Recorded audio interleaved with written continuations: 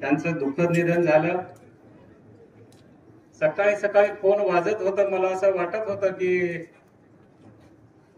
कदाचित 1 जानेवारीची शुभेच्छा देण्यासाठी हे फोन असतील। कधी विश्वासच केला नाही आणि मनात कधी शंका सुद्धा आल्या नाहीत।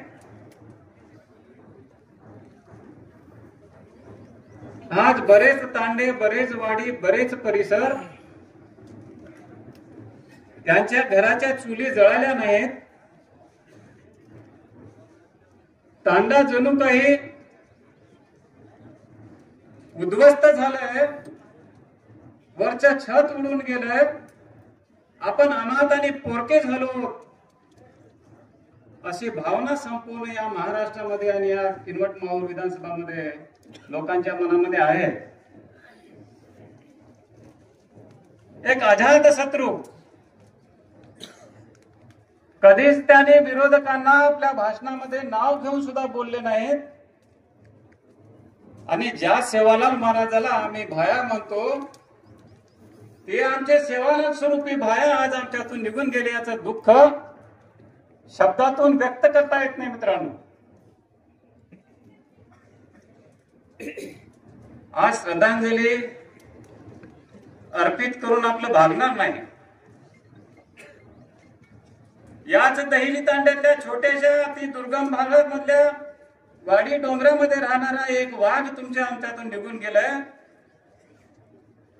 सेवालाल महाराजांचं मंदिर एकीकडे, वसंतराव नाईकांचं मंदिर एकीकडे आणि त्याच सोबत माझ्या नायकाचं भव्य आणि दिव्य स्मारक या संपूर्ण विधानसभा मतदारसंघातच नव्हे, संपूर्ण देशातील आणि महाराष्ट्रातील समाज बांधव आणि इतर जे काही चाहते आहेत यांच्या वतीनं बांधून त्यांची वैचारिक पत्रता, त्यांची वैचारिक जे काही लाईन आहे या संपूर्ण गाववाडी तंड्यापर्यंत पोहोचत राहावं, त्यासाठी इथं एक समिती तयार करावी आणि त्या समितीच्या माध्यमातून स्मारकाचं काम लगेच आपण चालू करावं असं मी सर्व कार्यकर्त्यांना विनंती करतो। आणि तुम्हा आम्हाला दुःख होणं फार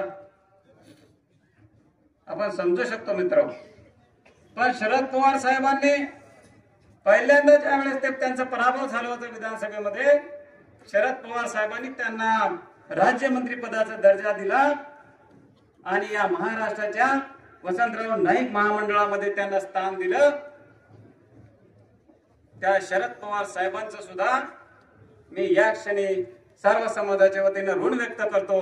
मी माझा पक्ष उद्धव बाळासाहेब ठाकरे यांच्या वतीनं आणि तमाम महाराष्ट्रातल्या बंजारा आणि बहुजन समाजाच्या वतीनं त्यांना भावपूर्ण श्रद्धांजली अर्पित करतो आणि सेवालाल महाराजाला अरदास करतो, विनंती सर्वांनी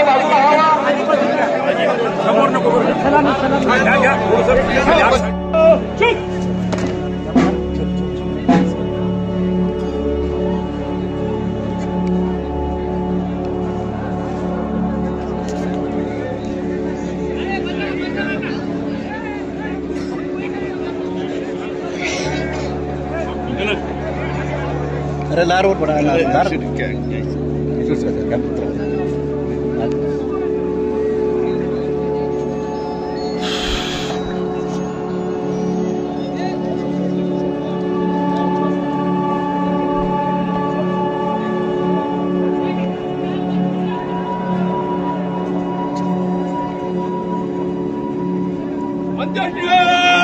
General Slot, Same,